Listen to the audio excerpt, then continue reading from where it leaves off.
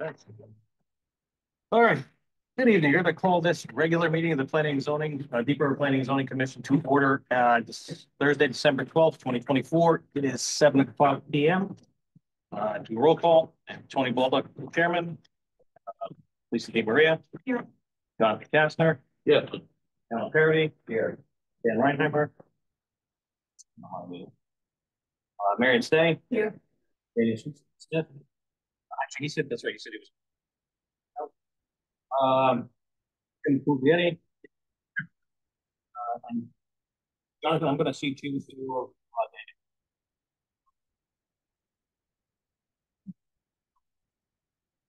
Onto approval of minutes. I don't think we actually have minutes. We set a list of motions.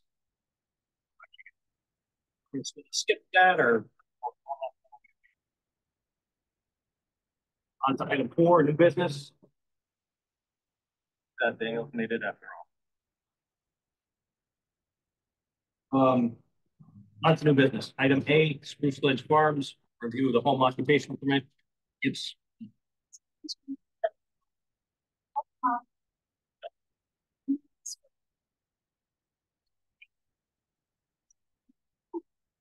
Can we push this off the next time? Thank you. Thank you.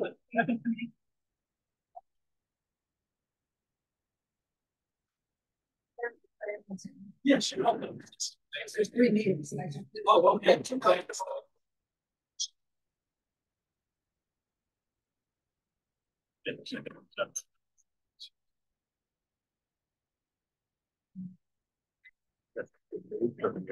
I jumped into this. She has chemotherapy. I jumped ahead. Yeah, I skipped audience.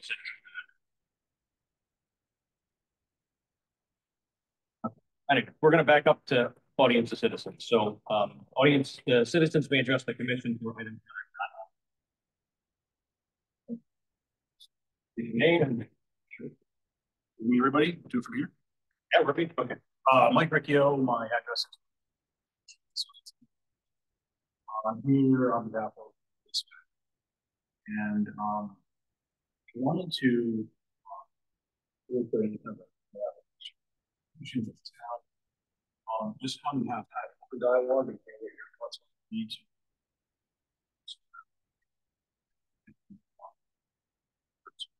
Change hands. Just by way of my background, sat in your seats. This is my one years, 17 years of town council. I'm also as well state vision. So, an open dialogue would probably be best. At times offensive when somebody wasn't for my community. Here's one. So our thoughts for the property, purposes, we would like to propose that the burden system living spaces, whether they're apartments or 16 one-bedrooms, schools. It would be somewhere where you might find local empty nesters. Most 13,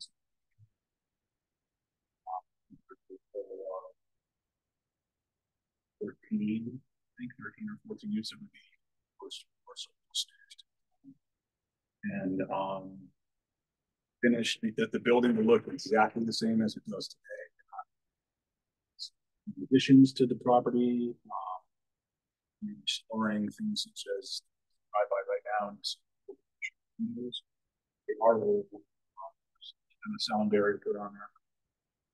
Such where storing those. That's what, for the most part, we would like to keep as much of the parking as possible. So historically,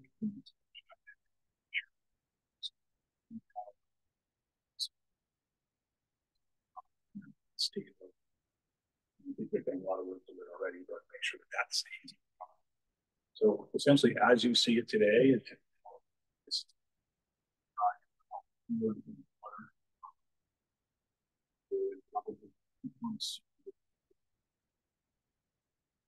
Propane. From a zoning perspective, we thought that perhaps adaptive reuse. I bought to Southington when I was there. We have old office buildings using industrial purposes. Being used for offices. Pre-1956.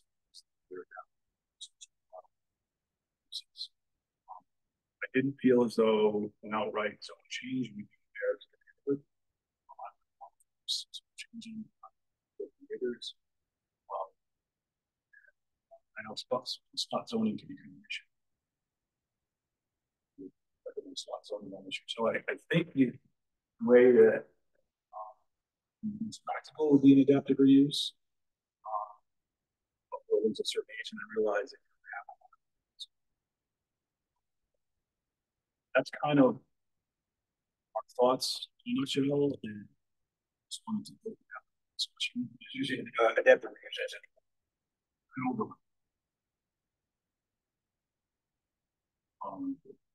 from a tax perspective, you know, if we come back for subsequent meetings, we can show you that the tax impact as far as upgrade. These would be market rate apartments.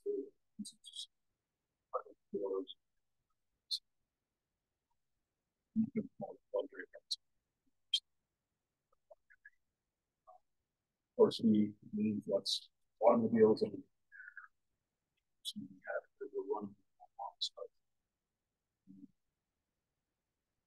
on I think there would be an upgrade to what the tax brings in sort of economic perspective. Good. You'll most likely see empty nesters or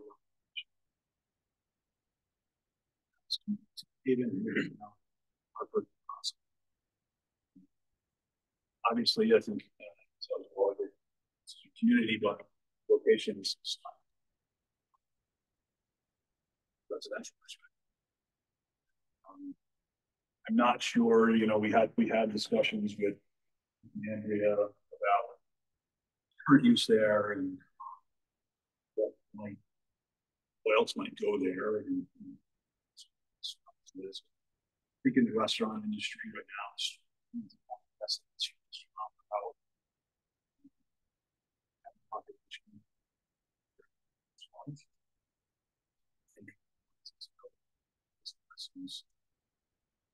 at this point in residential.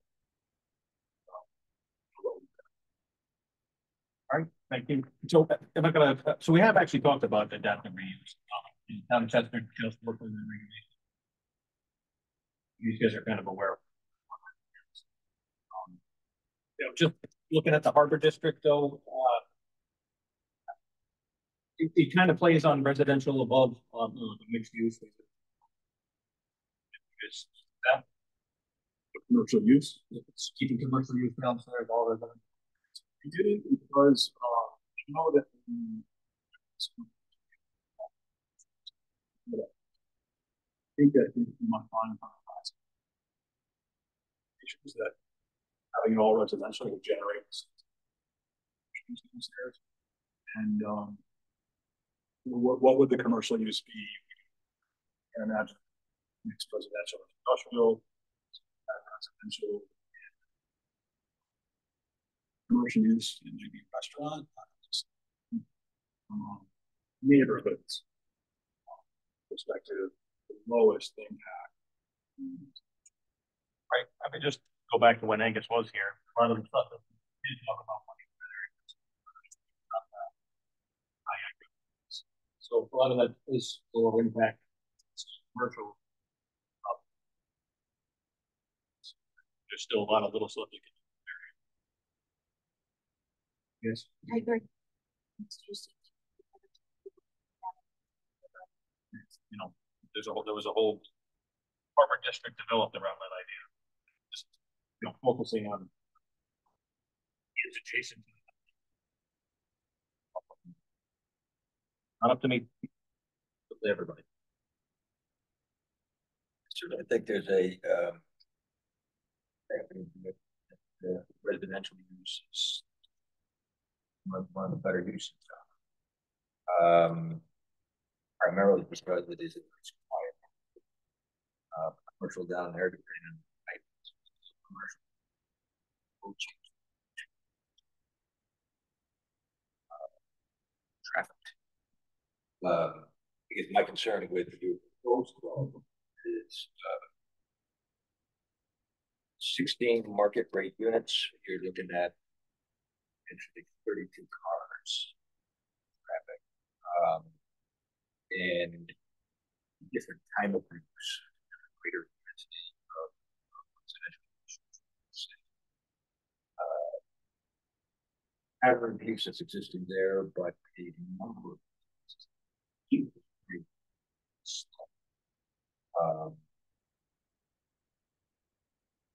the idea of the overlay, adaptive reuse overlay, is interesting.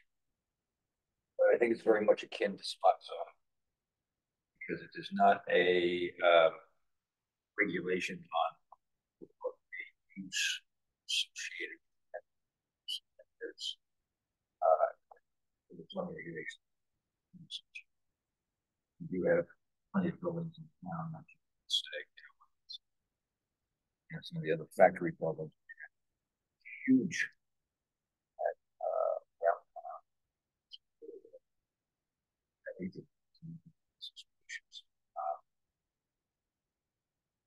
Just by way of reference, when we did it, it's on a case by case basis. So historically here, buildings were typically lawns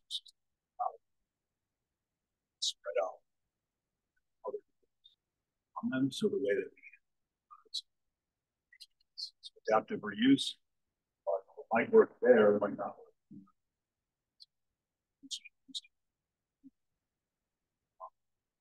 And I think the state backed it up as far as adaptive reuse, so that communities didn't come in. It could be because of the locations. They're everywhere.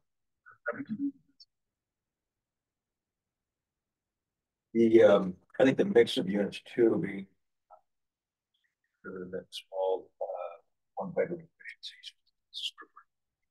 Yeah, the total square footage. It wouldn't be efficiencies. They would be true one-time action. In the neighborhood of 7 units. Our efficiency would be more. So they would have a full bedroom, living room, and Is they're having trouble hearing it online, so if you guys could speak up a little bit. Square footage. About 14,000 square feet. So, but the thing is, we're talking 13,000 square feet, of which the majority of them are first floor.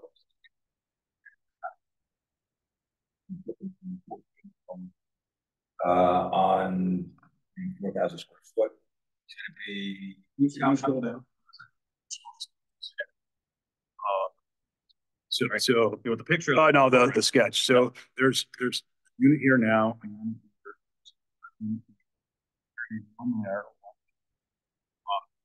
This would be inefficiencies here, and then remainder after building all along so the walkway along the back, entry of front here. Each 7 here total, and then these would each have patios up the back. And then these units that are in the connector building would have here, and then there's now and then you have a stairway. So it would look exactly like this. These front door around the side. These are all entries. Each have their own entrance, front and rear.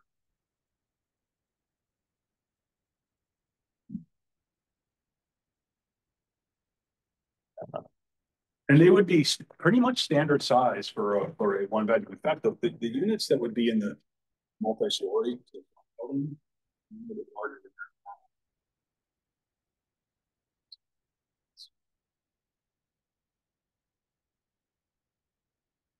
Yeah, so for me, it's still the struggle that our harbor district was laid out pretty much with that intention of that being, you know, it could fit in the regs. It's not like the harbor district is huge. It only encompasses 5 or 6 properties.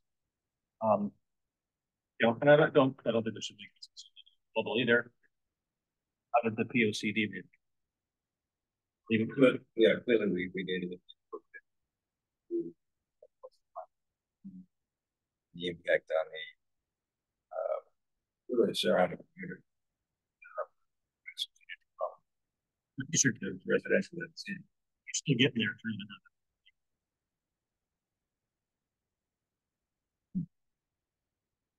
Yep.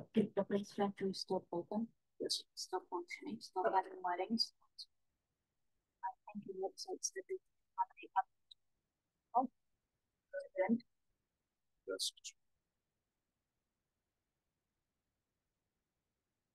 pretty big impact on people when there's an event in the neighborhood. So it must be a level of impact on the community.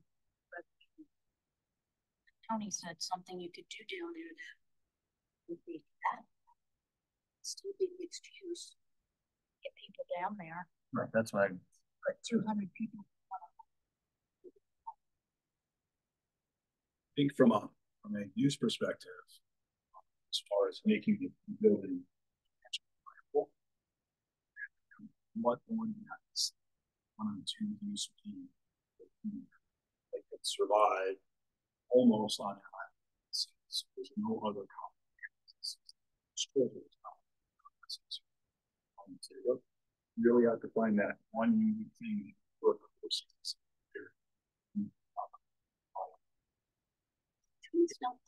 Great stuff there, and I was just thinking. Yeah, they do. They don't let people. But yeah. Outside of that one little they go to. But you don't go, you can walk up. Right, and then I mean that's also a case. Too. If there are shops, maybe that changes. It isn't. The other thing I was going to mention is there's still an active offer, a hotel up on North Texas. Changing the entire thing now. Does the commercial use in that area become something viable? I have rentals and this stuff and all this stuff.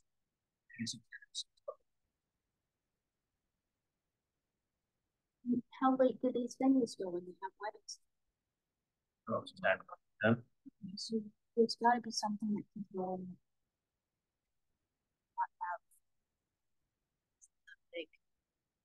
I'd like to. I would think we could do. Think back to the High Night Brewery is. They came in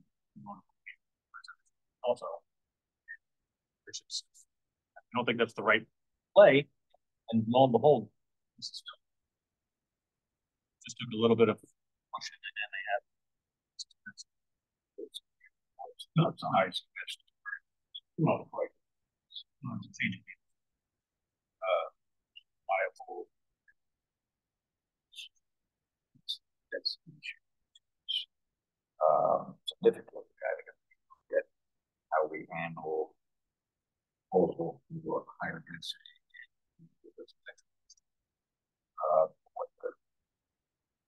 What the case.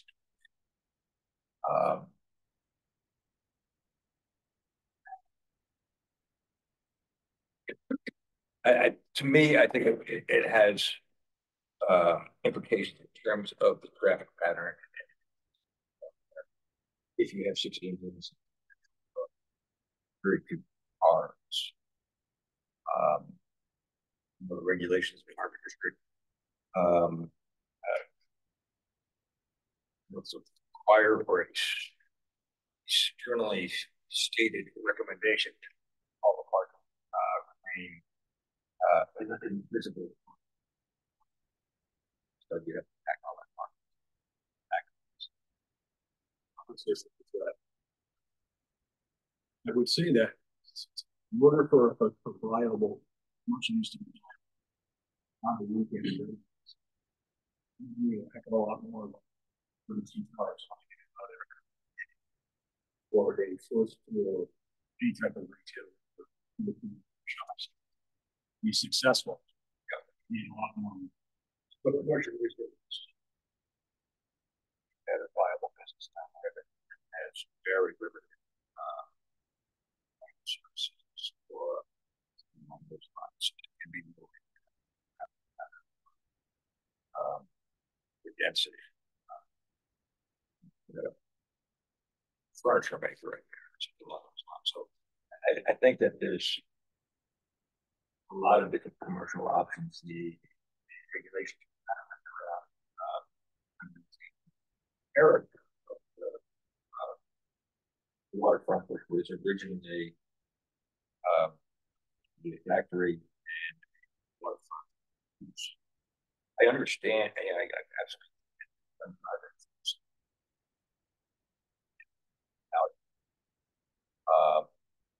Also, in terms of the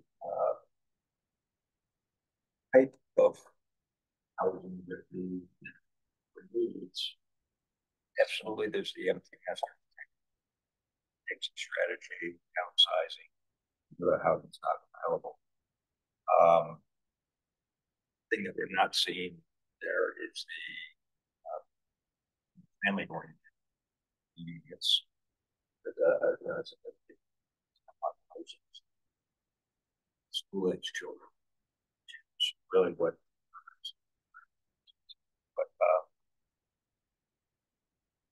But as a casual conversation, I see merits. I can see some obstacles.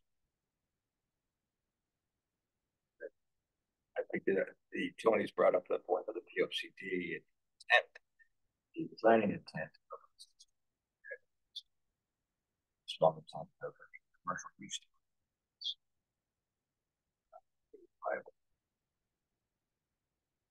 So my gut is that I don't want to make this decision in a like I said, in a bubble, because it's more getting people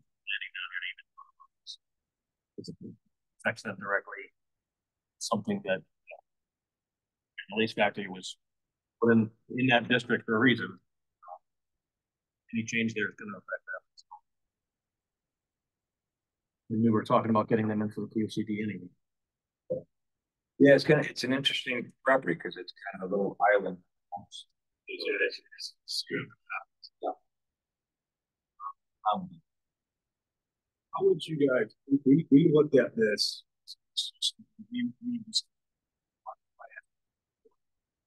So we don't want to waste any of your time.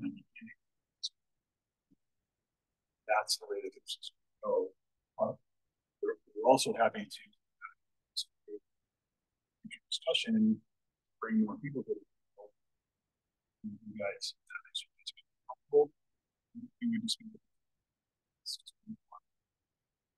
work with applications, spend a lot of money, our time and their time.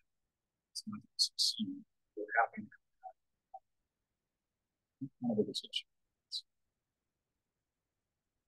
Right. It's worth more discussion. I do too. Yeah. I do have one recommendation. So a lot of times this does come up in sale for rent. Considered anything more than the single. It seems like there's quite a bit of floor. So each unit would be around something. That would fill it up. I mean, if we could get more units, the last thing that we wanted to do is like to convert this to. Right, but I mean, did you consider instead of doing 16? I mean, we could look at that. We can run numbers. I think maybe I don't know, we'd have to find a place, but that's an option we could do. We didn't want to have it out of where that would have a negative effect on taxes. So we thought that We could look at, there is one you could actually. That one. I'll do 1 2-bedroom. So Daniel have trouble hearing us, but he's on the housing committee. Anything single units and up, or isn't it? I would say we could get 2 bedrooms, sure. Yeah, I think it's worth it. On one end, I think empty nest economic benefit. And the flip side, bedroom. So I could see benefits to them. I would definitely open. We haven't, we did rough sketches. The architects.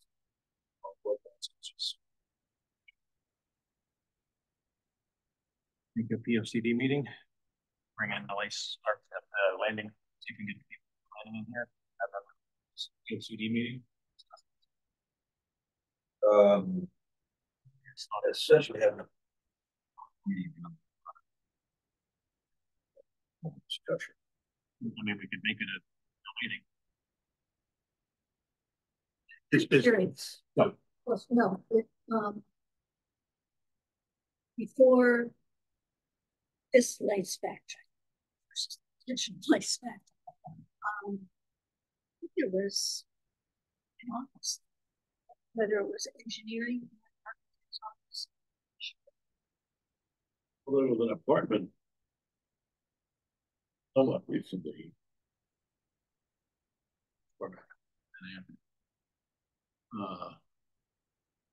I think the owner also lived in an apartment upstairs.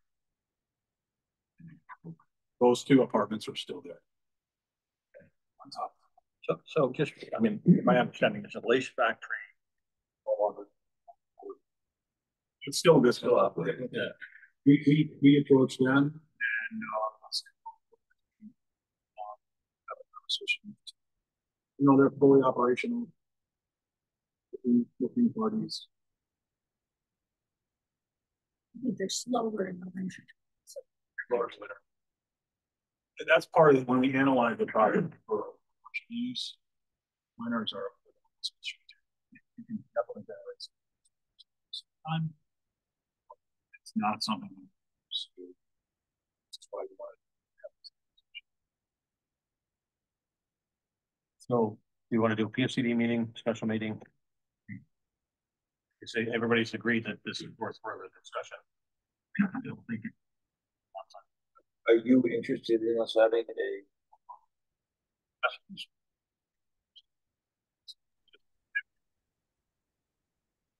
All right, can you guys hear me here? This is Daniel speaking. I'm all for the POCD meeting because the idea of units, that's the big thing that we're looking at in order to free up 3-bedroom units that empty nesters are in right now, but they have nowhere else to go.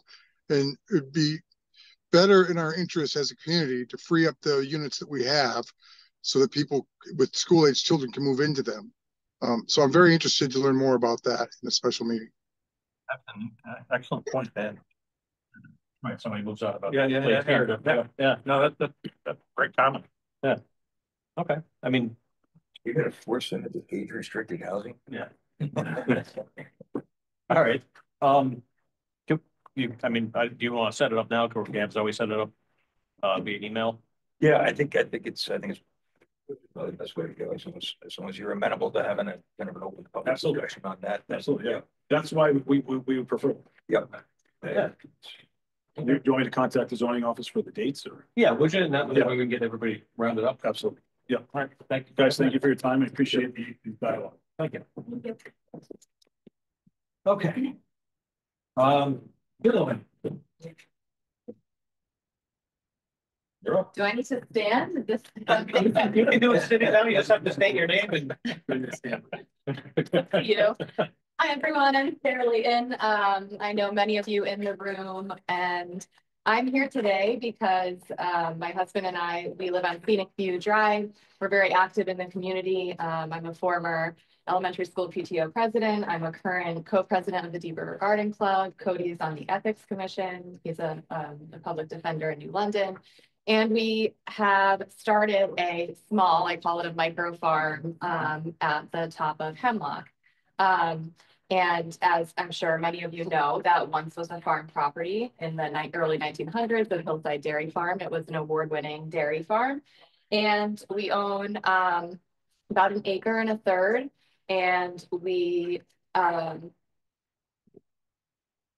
And yep, it's right on Scenic View. And we go a little, yeah, kind of right in there. This corner right here. This one? Yep.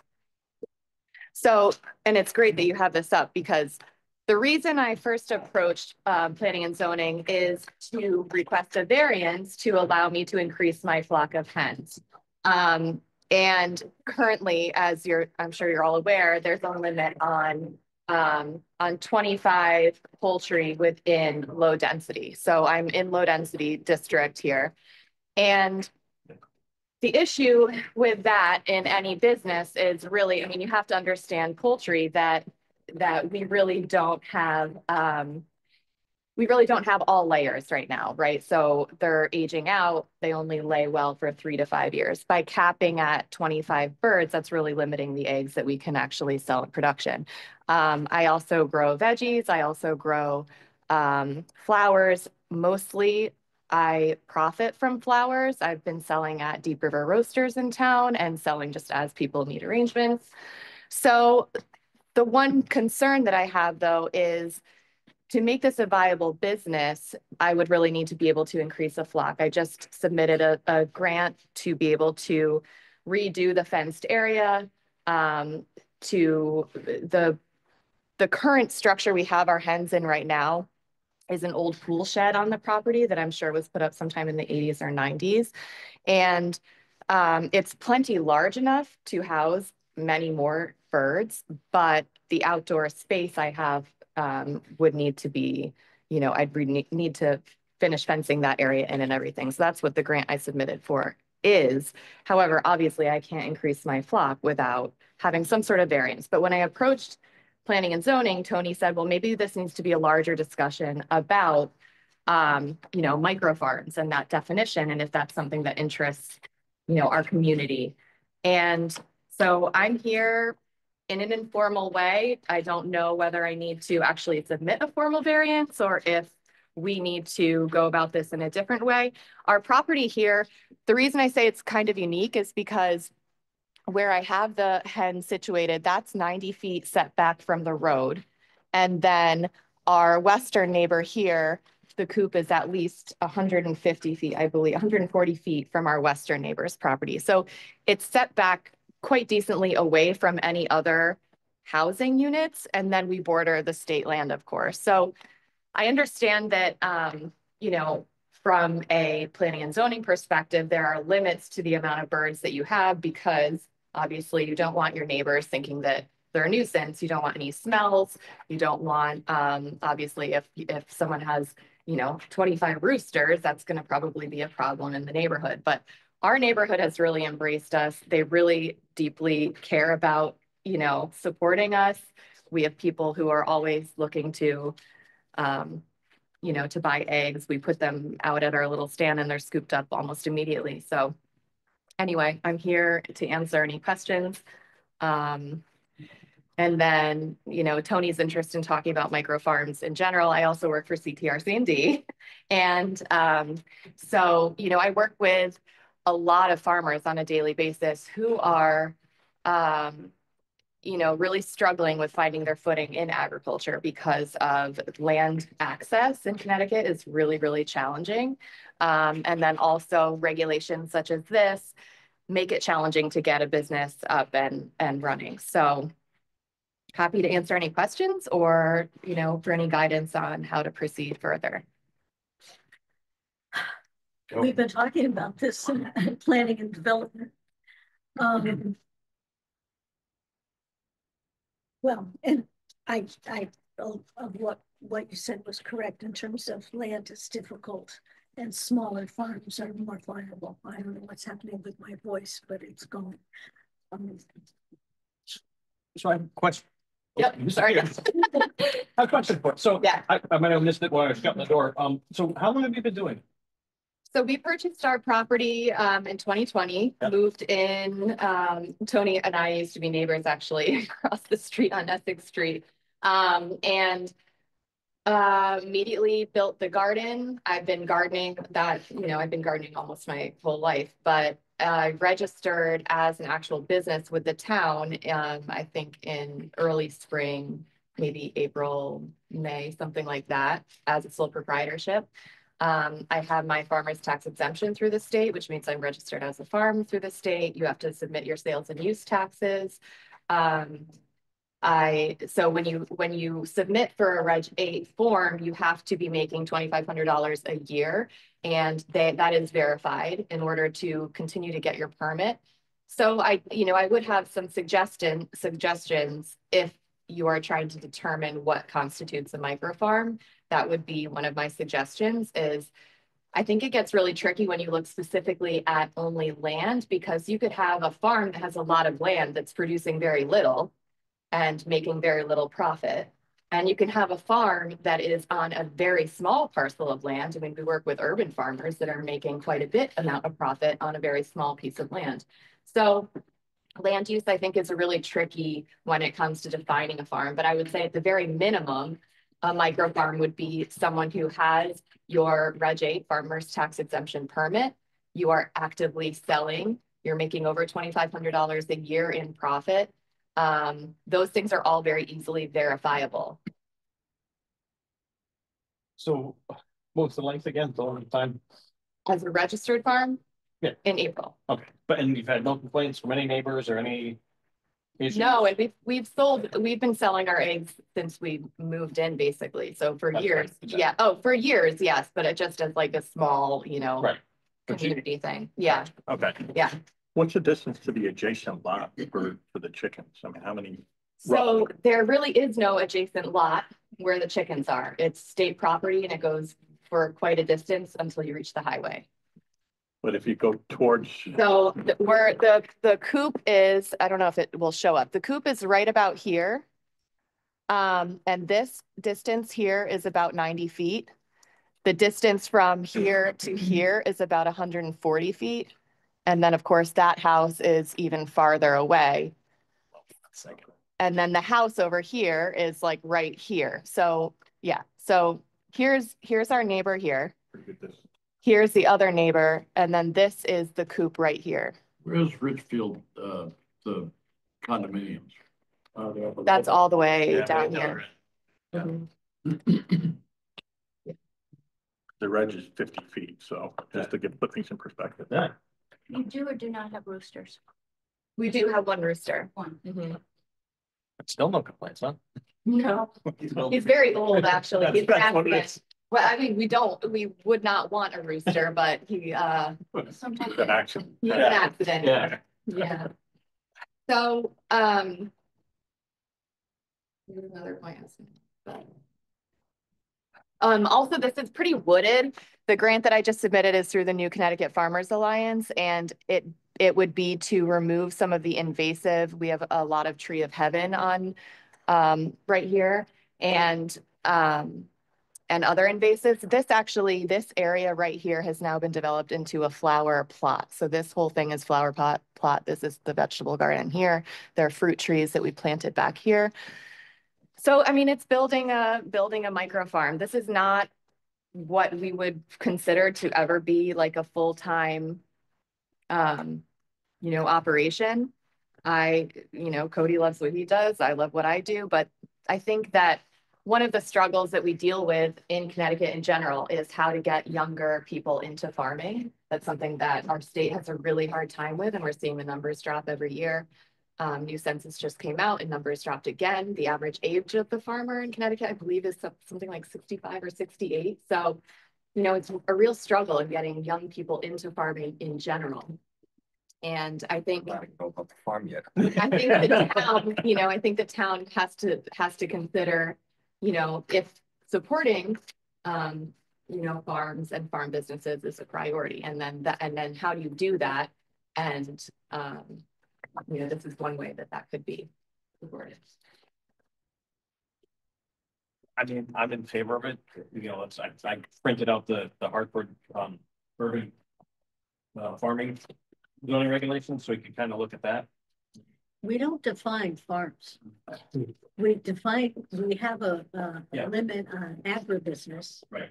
And agriculture, but we don't really define farms anywhere. Yes. I went through it today, just to try to. We have in agricultural use, there's a stipulation of a minimum size of 5 acres. So Only if you have animals. Yeah. The way it's written, it's only if you have animals. yeah, I don't even see agriculture in the definitions here. No, it isn't. No, I went through it Yeah, today. it's again, our wonderful regulations. I think. This is a tough one because, you go back to, I hate to pick on Spruce Ledge Farms when they're not here, but there's an issue there. And then is that a fix for them? Is that? Anyway, I'm at a loss with this one. That's just throwing it up to you guys. I mean, we definitely need to study of some kind. I think this particular lot is, it's a good lot to do this on. Right. It's but there's a problem. Yeah. Because then we're getting into spot Yeah, I zoning. know. You can't do a variance for use. I'm incredibly in favor of what you're doing, but I think it's problematic from where you're doing it. Because in terms of a zoning perspective, the uses can be incompatible, especially if you're growing it, as a viable business, because you have to stay in a trend of, keeping up with the right size block. It does. I've sat in hearings in Lyme and in Old Lyme and in Chester with people trying to eliminate the right of people to have chickens on their property in residential. So it is a controversial topic because it's not just the rooster that's an issue. It is an issue of potentially bringing predators into the neighborhood. I mean, chickens will attract the bobcats, the coyotes, etc. And so I'd love to see this work, but there's been a lot of issues as far as seeing the incompatibility of uses. So if we go down the path of saying, as of right, you can do micro farming with livestock, it's a different scenario than having micro farming with edible flowers or loofah sponges or cannabis. That's something that could be smaller and has less impact in terms of compatibility of uses. I guess I would disclose my approach to this, which is do what you're doing, but don't ask permission, because it's a small town. That's small town character. A little discretion is a matter of dealing with your neighbors. But then if it was done as of right, your neighbors no longer have the ability to say, this impacts the quality of my property. So with a little discretion, there can be, take the attitude of, pardon the pun, no harm, no foul. We waited all night to hear it. That was excellent. That's recorded, right, Alan? I gotta use that next time. It's one of those things. My concern would be, and I don't foresee there being any problems. I mean, I come from an animal welfare background. Animal welfare is extremely important to me. And that's part of the problem that we're in now, is because my hens are aging out. And most farmers, when their hens age out, off with the head, that's it. But, I feel like they've done a service to me. They're our pets. We have 3 little kids. These are our pets. And yeah, it's putting me in a tough position of, do I basically cull my flock and start over with new hens just so that I can stay under that minimum of 25 birds? You know, I mean, I think I understand I don't really understand the perspective of bringing predators. There are predators here.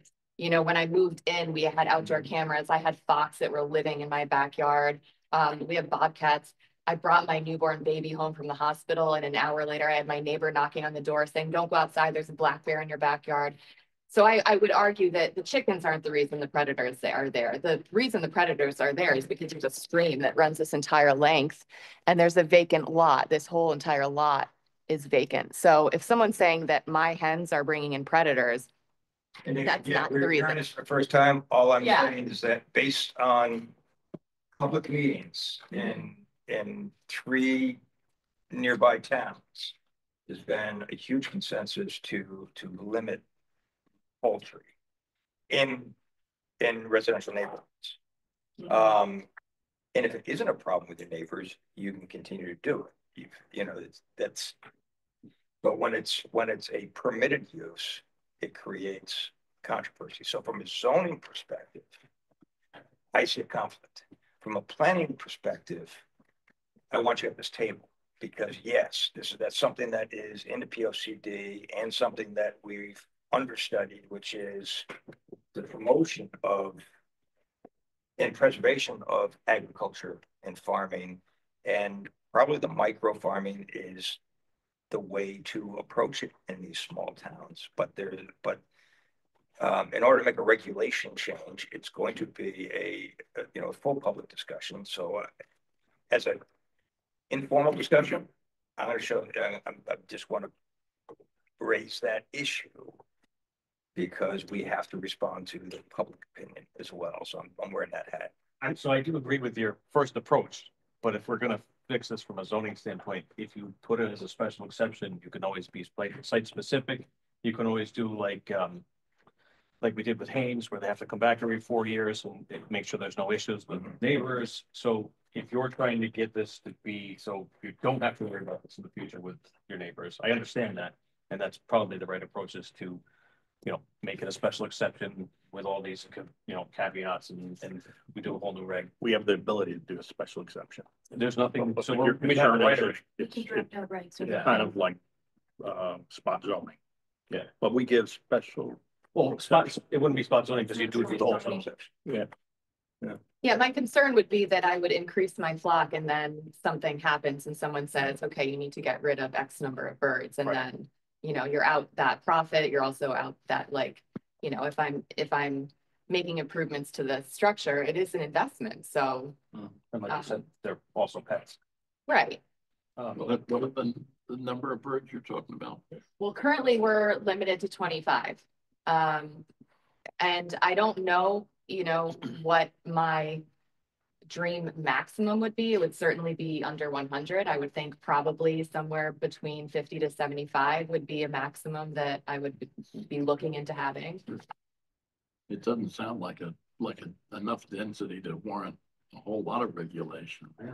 But But once you open that door, it's just what Alan's talking about. You open the door, No, you gotta make sure you have the. somebody else opens the Yeah, door. right, yeah. Well, and I think that goes back to, would other people be operating a business and have their farmer's tax exemption permit and have those, that could be part of the regulation because that's showing that you are doing this as a business model. You're contributing to your local economy. You're contributing to, your local neighbors who are purchasing eggs from you.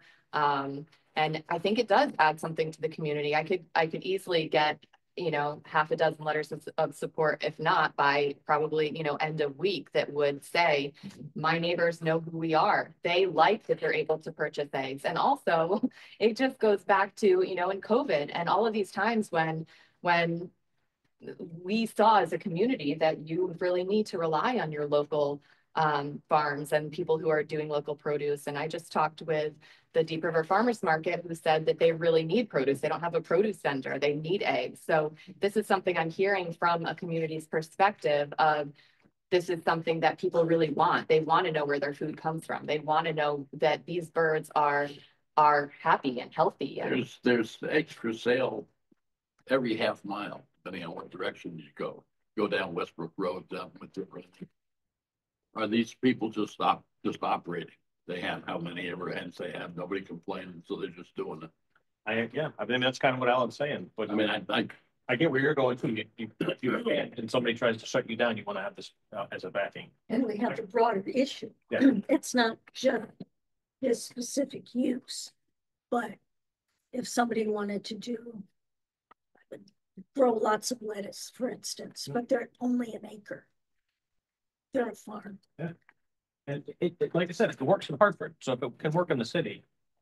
I'm gonna pick on John since he's sitting here. Yeah, we're gonna pick on John. Yeah. Can I ask a question? Yeah. Because I want to You pick pick on John? Go ahead. Yes. The hens you have are contained. Okay, so they don't go into the neighbors' yards. They don't No. destroy anybody's gardens. They don't cause an issue. We can't allow them to not be contained because Because you're a they're predator. predators. yeah. And I No agree, digging the foul. predators are already here. Yeah, well, especially with the resurgence of the bald eagle, it's a joke that when I was building my kid's treehouse, I had to fight off a bald eagle from taking a hen right in front of me, which is The like. worst thing is watching a hawk come down and grab your hen. Yes. And the grant that I just submitted would be to do a larger secured fenced area with an electric fence to eliminate predators with an avian net above it. And that would fully enclose them. It would also allow me to market the eggs as free range because by definition, free range needs to have forage, so I can't market them as free range, even though they're in the pen that I have built because there's no forage in there for them. It's just, wood chips basically. Right. I want to pick on John because I know John can help us write really great regs because there are best management practices for farming, for manure, for everything. Yeah. I know that we can do this and I'm totally on board with this. Everybody on every lot should be able to do some kind of farming. Because there are ways to do it without impact to anybody. So yes, we're gonna pick on John and he's gonna help us write some really great regs for this. Hi, everybody. Okay, so for the record, John Guzkowski, long time absent voting officer. And sorry, I'm late. And also just formally for the record, as Sarah alluded, I am the volunteer chairman of a nonprofit organization that happens to employ Sarah. But that's entirely separate. We've met before, but that's. And I did not even approach John about this. I'm going in the right way. We have fun. So I don't want to substitute my thoughts here for anything that Zoe may have already said. A couple of things. I would not recommend, well, this commission can't grant variances. That's the purview of the CBA. Right. I would not recommend you waste your time or money seeking a variance because you don't have a hardship. You have you want more chickens. You don't have to have more chickens as a condition of your land. So I would encourage you not to waste your time. If it is the vibe of this commission, the general will of this commission to find a way to accommodate that and find a way to encourage more smaller scale agriculture in residential areas. As Lisa said, there are regulatory ways to go about doing this. And what I think that would involve is a text amendment to the regulations. Again, possibly a better definition of agriculture, number one. And then possibly a graded approach of scale. So, a certain level of agriculture allowable as of right. A limited number, certainly crop-based agriculture, and a limited number of livestock. Generally speaking, and I think Lisa was expressing this as well, it's less a question of counting the chickens and more a question of how those chickens or whatever livestock are managed, right, and housed and located. A lot of towns, and I'm working on it with a couple of towns right now, is the separation distance between animal housing and adjacent residential structures, as opposed to a simple setback or something like that. It's as long as you are 100 feet from your neighbors or something like that, and the animals are enclosed, then it's properly managed. So because anyone can have, a single pig that could be a complete nightmare, or someone could have 100 chickens and nobody even knows because it's a management question. Right. So I think if this commission is so inclined, we could absolutely work with you guys to craft something that would not only apply to not only allow you to do what you want, but as Marion said, to encourage more people to do this on smaller pieces of land. But again, in a way that is sensitive to the neighbors in the context and that sort of thing. So I think it can be done. If this commission wants to, let's do it. But it's not immediate. This is, you know, as Tony said, this is going to be a couple of months of discussion. It's going to be a public hearing. But Oh, thank you. But you know, if that's something the commission wants to work on, let's do it. And if anyone needs any, you know, Thanks. assistance with, I should, actually very low right now because it gets cold and most of them are very old now. You only push them so hard. But I was also looking up, I was trying to find some regulations and I just learned of this meeting a couple days ago, so I haven't had a lot of time to poke around. But I was looking at Durham, for instance, when I met with their ag council several months ago. They actually reached out to RC&D and said, we'd like to learn more about how you're supporting younger farmers. And I went and I actually met with their ag commission and I talked about our programs and how they can encourage younger people to get into farming. And I think it's something that our state is going to really struggle with until, you know, there are a lot of resources in the state, but making them accessible and all of that is a challenge. So, I mean, if you know, if the committee would like me or the commission would like me to try to find out what others are doing, I'm happy to do that. Or, you know, whatever you need help from, I'm happy to do it.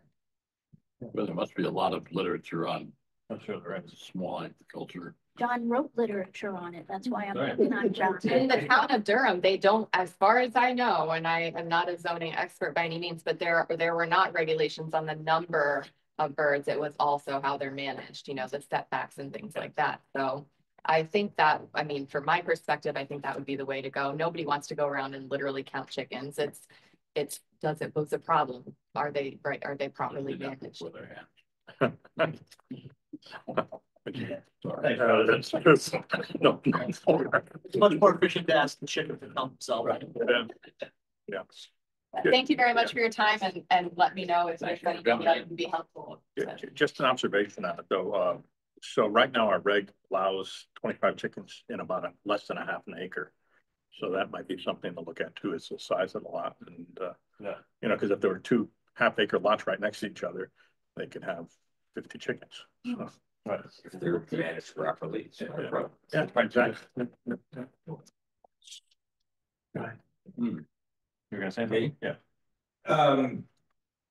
I guess part of it is one of the considerations in the regulation would be the scalability of it. I mean, if something that's incredibly desirable is to have the regulations say as of right, kind of the homesteading scale, everybody should be allowed to do that. But if it's permissive business, that limits the amount to, you know, this parcel, but then you couldn't support it on the adjacent parcel. There's an inequity there. It just takes a lot of study. It's something that I think we need to solve. It's absolutely the right thing to do, but I'm just aware of some obstacles. So maybe we could count on John for the word smoothing and do that. So yeah, I'm glad you brought this in because it's something that's been kind of on our back burner. Is how do we deal? Because from a planning perspective, the ag use is something that, you know, we absolutely have to do something in order to preserve. And it's not just preserving ag; it's preserving the character that it gives to the town of having ag in that town. So, And the fact that this once was a farm too, you know, I think there is a bit of a, you know, heritage. yeah. Okay. I guess.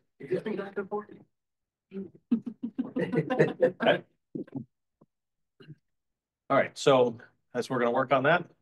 All right. Thank you, guys. Okay. We'll let you know what happens. Thank you. Very good. Thank you. All right. Oh, this way. All right. You go either way. Good luck. Good luck. We're still on audience citizens. Anybody else? Citizens? Okay, moving on. We heard from Spruce Ledge Farms. She had to run, so we're gonna hear from her next month, I guess. So we're on to commission election of officers for 2025. All right, so we need a chairman and the vice chairman and the secretary. And I, for the life of me, think, Jonathan, I think you're the secretary, huh? Yes. I thought so. I can't read my own handwriting, but that's. Okay, well, you're gonna, Everybody. I'm gonna have to turn this over to you. If you'd like me to continue to be the chair, I wouldn't mind doing it for another year. But, I can't be in charge of the vote, I don't think it. So you have to be, because you're the secretary. What is the secretary do? Well, right now, you're gonna be chairman while we vote on while we vote on a new chairman. So. Anyway, floor is yours. I wouldn't mind throwing my name in the ring for chairman. If anybody else is interested, it's open. Well, I don't think you get that easy and out. Sorry, All right, you do too good a job. Thank you. Need a vote? So am I supposed to, And solicit, if you would, just solicit nominations for chair. Yeah. Nomination. There you go. okay, what he said. I'll nominate Tony if that moves it forward. I'll nominate Tony. I think everybody will nominate. So that's a second from this. Yes. Nominated, seconded. All right. Any other nominations? Nominations are closed. All in favor of Tony? Aye. Aye. Any opposed? No. All right. Thank you, Tony. Thank you. I guess I'm taking back over. So. All right, so we still need a vice chair. Alan was the vice chair. I think he's not getting out of it that easy either. He doesn't. No. refuse. Thank you, but no, thank you. Come on, you one more year. No, I can't. I've got, in the succession for the Connecticut Architectural Foundation, so my folks can be on presidency of that for a year. I was gonna pick on Lisa. No, We please. need somebody. Come on, I don't have time. you don't need time. I'm here. And When's the last time you did a meeting? right. You're killing me. I think recall you stepped in for him at the last minute. Yes, I That did was, that yeah, one. See? you did quite a fine job. Oh, Right. thank you. I can't believe you're recent none of this. The That sounds like I don't, you should be any reasoning whatsoever. all right, so I'm gonna nominate you. So I would second that. Second. I'll try it. All in favor? Well, are there any other nominations? yeah. Is Marion, you'd be fine chair if you were. No. Okay. I'm old and tired. Oh, come I on. would nominate Thank you, Tim. I would too, but but. I don't want her mad at me. so- Me either. Please. That's why I posted as a question. Okay, we got a nomination in the second. All in favor? Aye. Opposed? Aye. Thank you, Daniel. We could have, I forgot even tell mine. He's hiding. No, I just didn't want to be nominated. I'm at my second event since I've been on this meeting that I couldn't attend. So I definitely don't have time. okay. Okay, we still need a secretary. Anybody else want to chime in for that? Tim, you want to try this? I don't think, You can continue. oh, You volunteering yourself? well. Go ahead and do it. I'll nominate Jonathan. Okay. Anybody second? I think you're particularly well suited because there's some. Second. There you go. There you go. Anybody else want to throw their hat in the ring? If not, yay or nay for Jonathan? Aye. Aye. Anybody Aye. opposed? Boy, All right, thank you. I'm on. we'll continue on. I voice. All right, item C, planning and zoning budget for 2025. Somewhere in this mess of paperwork is a budget.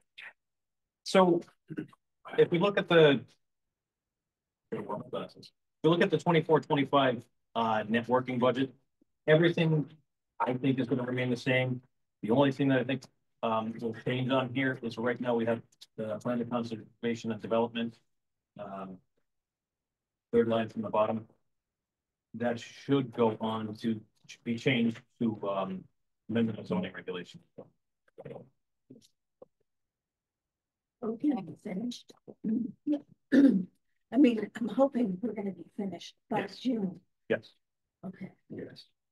So. There's a bunch of cross years, it looks like, because I'm looking at 23, 24 actuals and 24, 25 actuals. Mhm. Is it an annual budget or is it mid-year or? Yeah, it's mid-year, so we're on this till June, right? The fiscal year, but Okay. Oh, okay, thank you. Got it. So, any other changes you guys see? All right.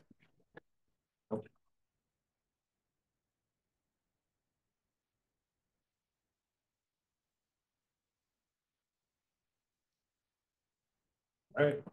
If you guys are good with that, need a motion to bring to the Board of Finance. I'll make a motion. I'll second. All in favor? Aye. Opposed? Okay. All right, uh, Planning and Zoning Commission 2025 meeting schedule. So.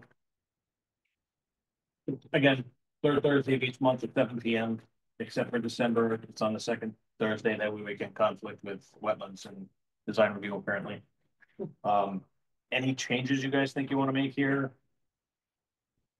I mean, it's at 7 o'clock still, it's a Thursday, does that still work for everybody? You can always move the date. If not, I would like to make a suggestion. all right, I don't know if you guys know, I work on Thursday nights till 7. So in order to come to a Thursday meeting, I have to leave work early. We now have a new town manager, so I don't know how that's gonna work out for me. I was wondering if anybody would be opposed to Wednesday nights at 6. Yeah, I personally can't do Wednesdays, unfortunately.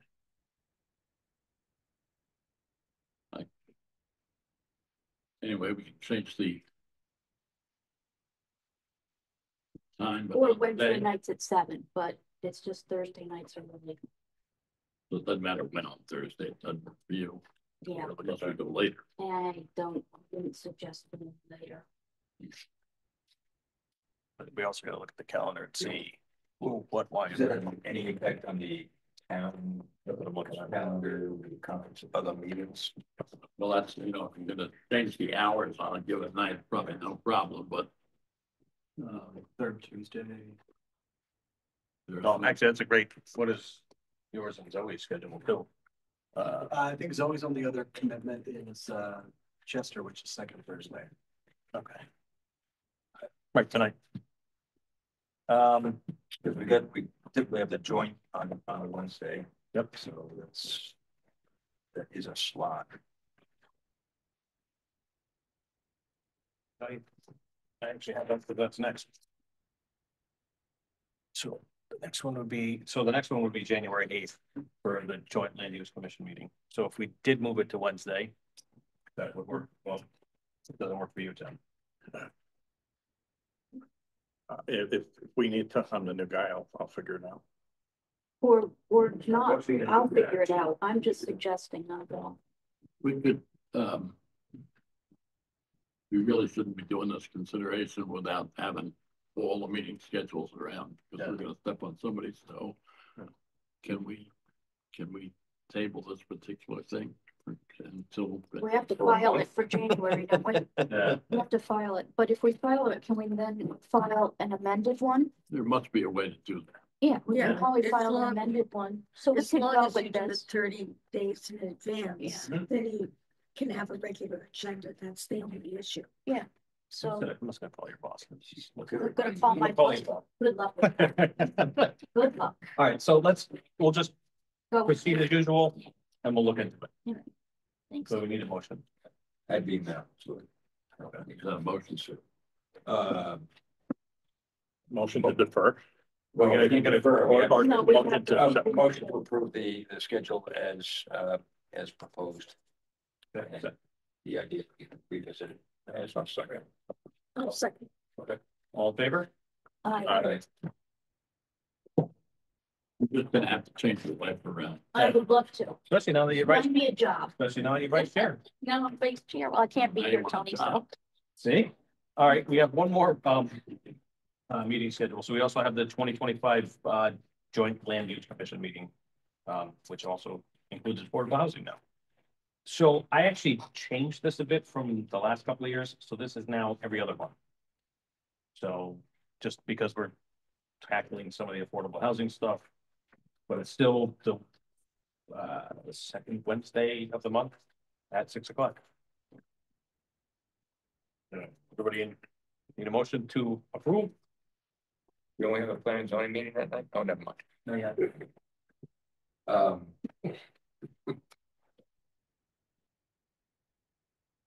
So I'm good with so moved. I'll second. Thank you. All in favor? All right. All right. On to I review the bylaws. I'm sure everybody looked through that thoroughly, and there's a ton of changes we have, right? If not, welcome to read them as is. So moved. Second. All in favor? Aye. That's it. On to old business. ARPA funds, the RFP for the downtown master plan, review the 3 RFP responses, Connecticut Main Street Centers, SLR, and Titan. And I think everybody has seen those. They were in the OneDrive.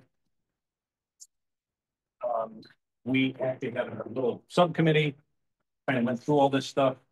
And I think Alan made most of the corrections, so I'm pretty good with this. If you guys have any concerns or questions, anything you want to talk about, if not, we just need a motion to move these to selectmen. Okay, the first selectman.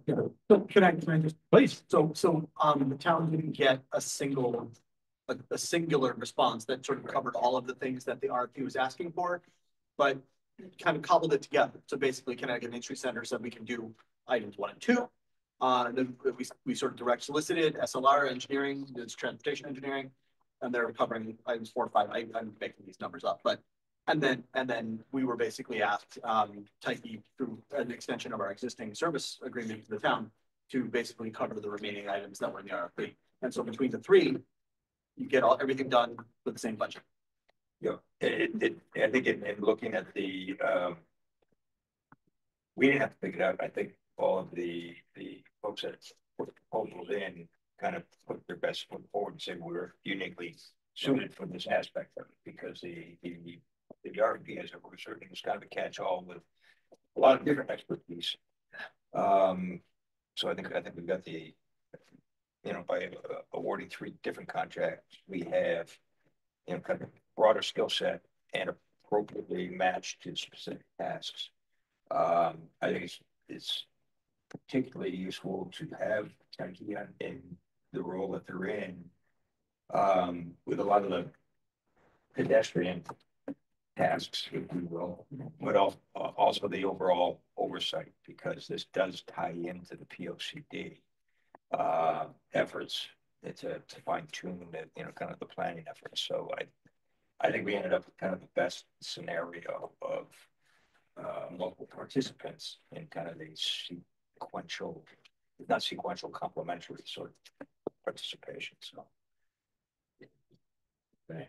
Anybody else? And I'm just gonna, just for formality, I'm just gonna do each one of these separate instead of a big bulk.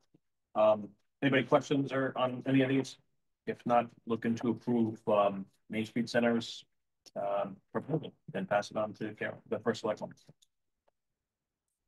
Motion to accept, what's the motion? Not to accept, but to recommend contract execution to the board of selection. What John said. Second. Second. Thank you. All in favor? Aye. Anybody opposed? Thank you, Dan. I think that was a delayed. That was a delayed item. All right. All right. So we also have SLR in front of us. Need a motion for that one? I'd say motion forward. Recommend the SLR's proposal for execution of contract. Second. All in favor? Aye. Aye. All right. Thank you for proposal. And I move to recommend that we execute a contract with Tyche for the proposal for the recommend execution contract for their proposal. They're not like characterize it as a specific task. Second. Second. Thank you. All in favor? Aye. Thank you, guys. Do those three contracts add up to what the ARPA funds were? Yeah. There's nothing on allocated. A little bit like, was it 43? Yeah, 43, so about $2,000 I out. think we're about 2,000 below. So we might wanna. You want to amend SLRs to include the final, I'm not SLRs, thank you to include the final $2,000. We should buy ourselves an electronic bike, that'd be cool. We don't leave any on the Oh, table you're right. because then we have to. Yeah, we can amend ours, that's fine. Okay, so you want to redo this and we'll amend type keys from 24 to 26,000?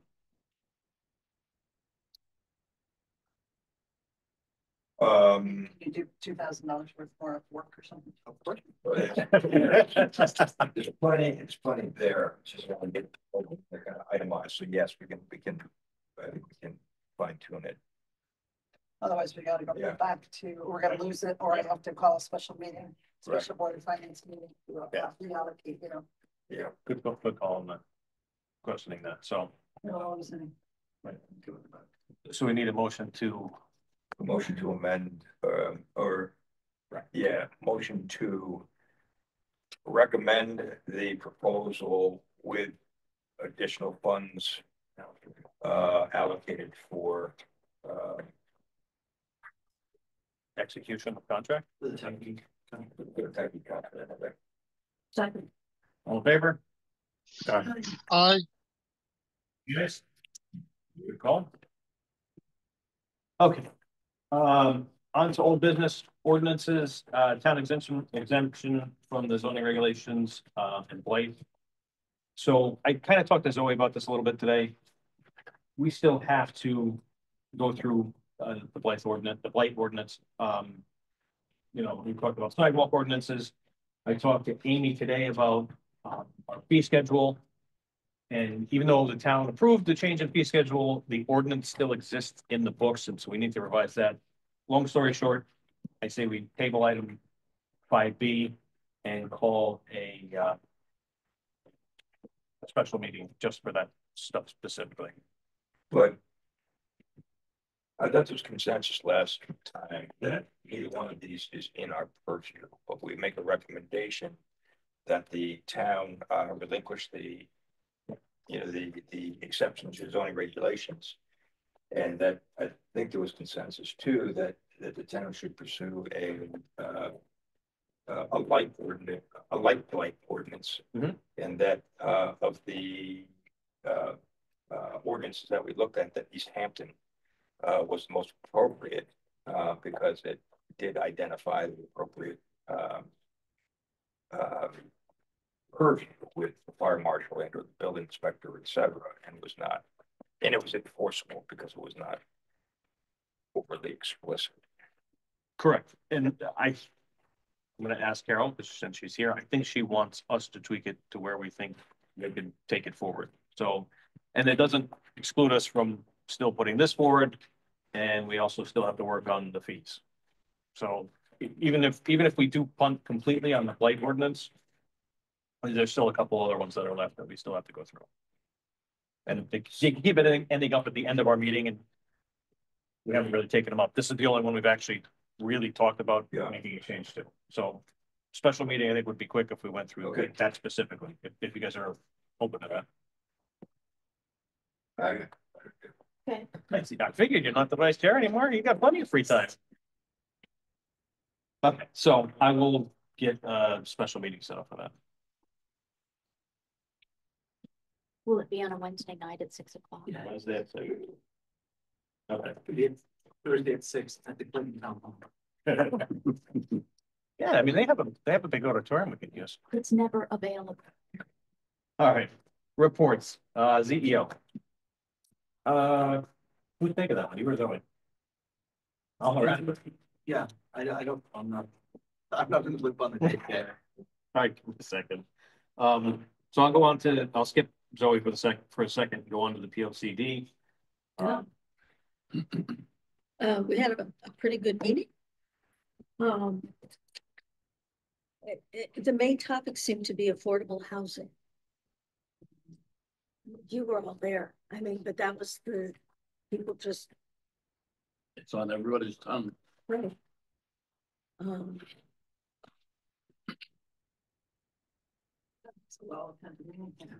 yeah, I'm surprised actually, but not as many questions as I thought. But Zoe did a good job at presentation.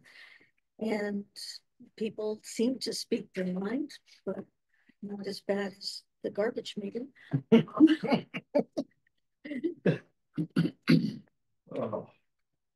So we're proceeding. It's just refining everything and getting hopefully finished by June. I can't believe I'm saying that.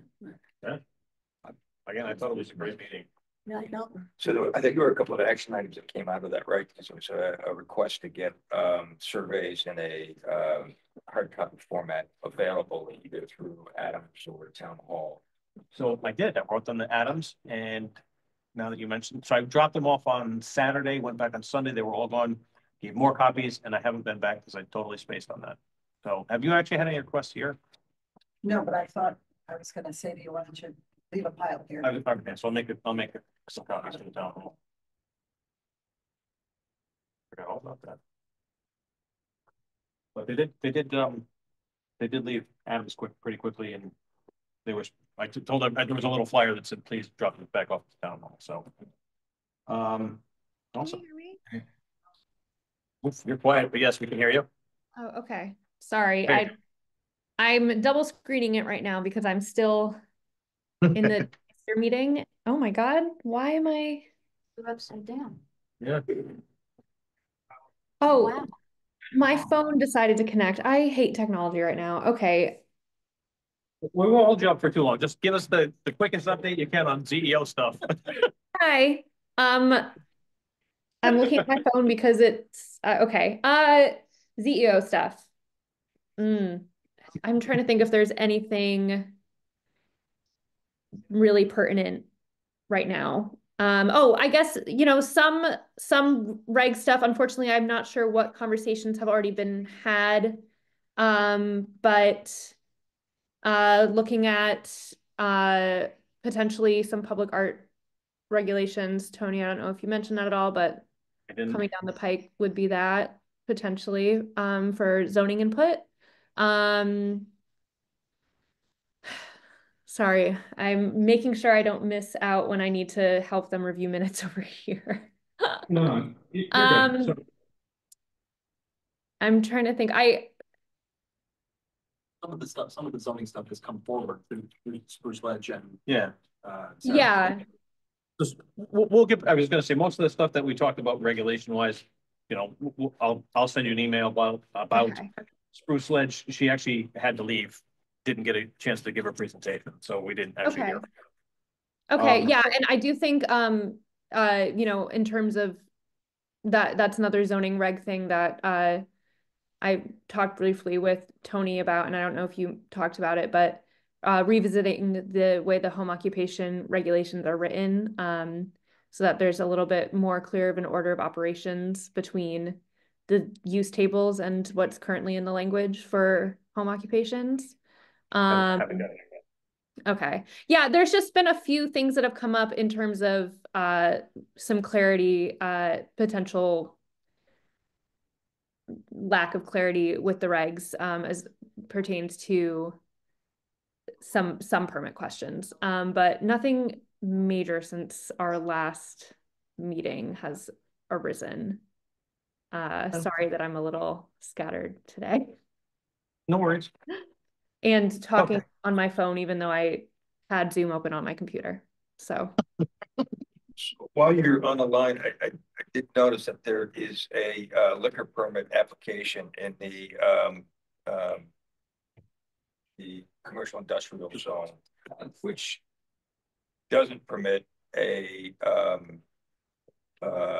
taverns, bars, etc.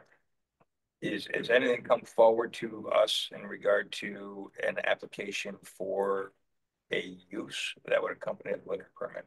So they applied for a change of use to be like a rental event space. So I would assume that they had applied for the liquor permit under the assumption that it would be related to if somebody is hosting an event. Where's? 500 Main Street. Two bus to be specific. It's a recording studio. Oh, Yeah. okay. Cool. It's, yeah, I mean, it's not proposed to be a tavern or a restaurant or a package No, store. yeah, they didn't put anything forward about Yeah, being special bar. event beer wine. Yep. No. So but I could reach out to them for clarity on kind of the use and making sure that that it's all within Yeah, what's it looks like they're permitted. going right down the right path. I just wondered, if they had expectations of putting in a use that was not an approved use. Yeah, no, I mean, it's definitely, Not spending resources. yeah, no, in a rental event space, so just gatherings. Making sure that the rusty rail isn't expanding. The what? I apologize. We're making sure the rusty rail doesn't expand. Oh. I've seen expand, okay. Need a bigger spot. No, I would assume it would be more of a situation of, because I actually used to manage a community event space, and if without certain permitting, you can't even, if you wanted to have a private event where you hire a bartender, if they don't have a license, sometimes it's easier if the venue has at least some kind of permit. So it's probably, I imagine it's just that, but that's based on the use that they did come to us with. Okay. Thank you, that clarifies it for me. It's sounds like they're on our path. It's easier to give approval or to guide them than it is to enforce after the fact. Right. Yeah. Okay. Any questions for Zoe? All right. On to attorney. Oh, No, I was no. just waiting to- Oh, you put your hand up. On to attorney. Anything? Nothing? That's perfect. Jeremy, thank you again. So we talked about copies I handed out. I did want to go back to what Zoe was talking about. So we have home occupation as a use that you can come in and apply for that's strictly administrative. And then there's a whole thing in home occupation about how you can come for site plan approval and condition the site plan, but it's not required to come. So there's a big disconnect in our zoning regulations that at some point we're going to have to fix, and which is why we forwarded that, on the budget. So home occupation, big problem. We got to look into that soon. If you guys have some free time, please take a look at that. Last night at the Joint Land Use Commission's meeting, we went through a bunch of specific properties to kind of pigeon-toe where people felt affordable housing could go. Look at a nice little list. I'm going to type it up, send it out to everybody. And then I think the next thing we were going to do is request a proposal for an engineering firm to take a look at that and see which one is the most viable. I think that's it for me. Tony, did you involve the housing authority in that meeting last night? I know. They were invited, and there was a bunch of people who did not show, so they did not show up. Well, the reason why I asked, Joanne has COVID, as I understand. Gotcha. Because I wanted to reach out to her just on that same discussion, or Yep. one that's associated with that. So I was curious if you'd had any action, but it makes sense they didn't show. So Gotcha. So, go ahead. Yeah, clarification. Which I could either last night. If you're kind of identifying a specific property, Mhm. Is it the intent that there's going to be an initiative as opposed to identifying characteristics or zones or overlay to permit a, kind of cluster development or affordable housing or whatever, but it sounds like it's more like an initiative to target a property to make something happen. So yeah, there was discussion about taking a look at several properties and having an outside person look at this and say, this makes sense if you did it this way. If you did it this way, it doesn't make any sense. So we looked at some smaller properties, some larger properties, and a couple of townhome properties. But again, I'm trying not to leave it completely up to fun. So trying to leave it not so specifically to us. And again, I think this is just a long-term thing that we're gonna work on. So, like I said, I don't think that's the end, the very last meeting we're gonna have, but the fact that we picked out some properties, I'll put a list together and we'll do that one more time. But that will be on January 6th or whatever that meeting date was.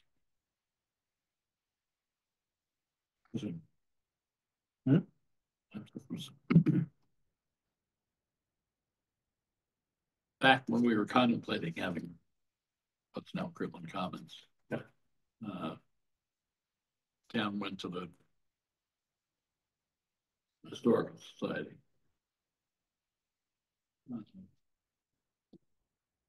Which ended up, court ruled that they couldn't do it. That's been 10 years anyway, I think. Maybe more. More. It was within the first 5 years. Oh, of course it was more, because that played, yes. So is there any point in you know, going revisiting that and trying to see if we find a, because the Historical Society would have been overjoyed to have the money.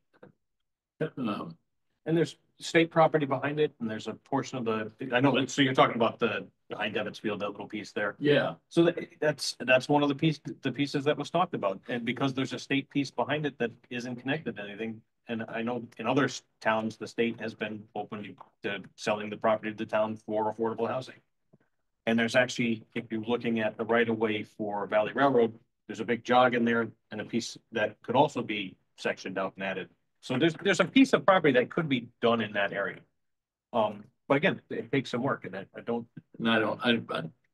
mean, it's expensive when you, yeah, and I don't know how hard you push. Right.